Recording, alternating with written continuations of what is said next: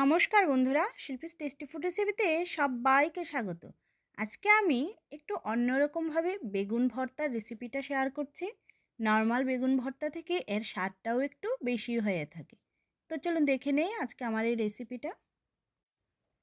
প্রথমেই কড়াই গরম করে তার মধ্যে সামান্য তেল দিয়ে দিচ্ছি।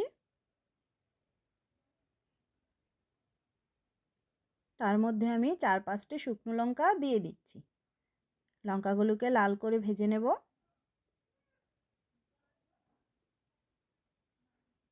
লঙ্কাগুলো লাল লাল হয়ে গেছে, এবার নামিয়ে নিচ্ছি। এবার কড়াইয়ে একটা বেগুনকে হাফ করে কেটে নিয়েছিলাম, এটাকে দিয়ে দিচ্ছি। আর দুটো টমেটোকেও হাফ করে কেটে নিয়েছি, এটাকে দিয়ে দিচ্ছি। 5-6 কোয়া রসুন আর দুটো কাঁচা লঙ্কা দিয়ে দিলাম।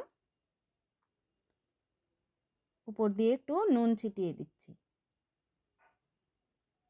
এবার লো মিডিয়াম ফ্লেমে 2 মিনিটের জন্য ঢাকা দিয়ে দেব। ঢাকনাটা খুলে নিলাম। লঙ্কা আর রসুনগুলোকে উঠিয়ে নিচ্ছি।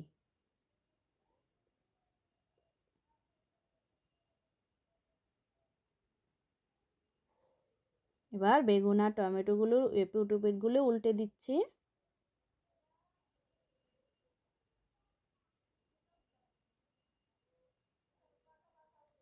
সবগুলোর ওই পিঠটা উল্টে দিয়ে আবার ঢাকা দিয়ে দেব 2 মিনিটের জন্য।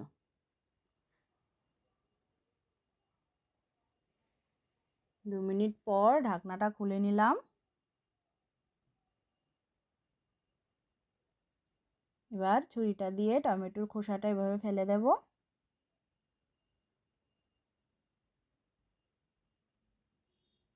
চাইলে খোসা শুদ্ধও করা যায়, তবে আমি খোসাটা এভাবে করে ফেলে দিচ্ছি।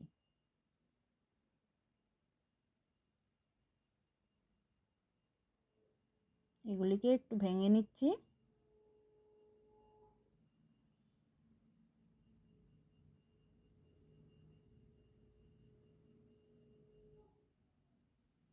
বেগুনের উপরের চামড়াটা একটু ফেলে দিচ্ছি।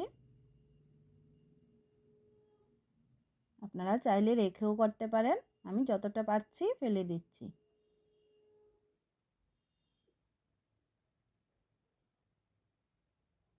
এবার এটাকে মিডিয়াম ফ্লেমে 1 মিনিট নাড়াচাড়া করে নেব।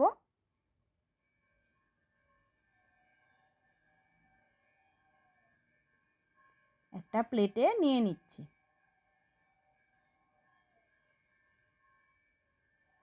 তাতে দুটো শুকনো লঙ্কা যে ভেজে রেখেছিলাম তার থেকে দিয়ে দিলাম। একটু নুন দিলাম। আর কাঁচা লঙ্কা ও রসুনগুলোকেও নিয়ে নিচ্ছি। এগুলোকে একটু মেখে নেব।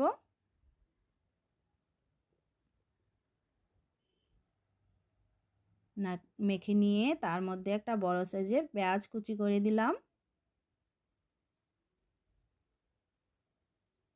পেঁয়াজটাকে মিশিয়ে নিয়ে তাতে ধনেপাতা কুচি দিয়ে দিচ্ছি। এবার সব কিছুকে মেখে নেব।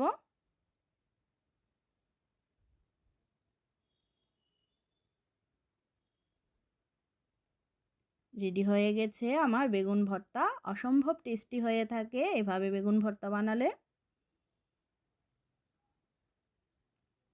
সার্ভ করে দিচ্ছি। তো আমার আজকের রেসিপিটা যদি আপনাদের কাছে ভালো লেগে থাকে তাহলে ভিডিওটিতে একটা লাইক করবেন, নতুন বন্ধুরা চ্যানেলটা সাবস্ক্রাইব করবেন। দেখা হচ্ছে নেক্সট ভিডিওতে। সবাইকে ধন্যবাদ।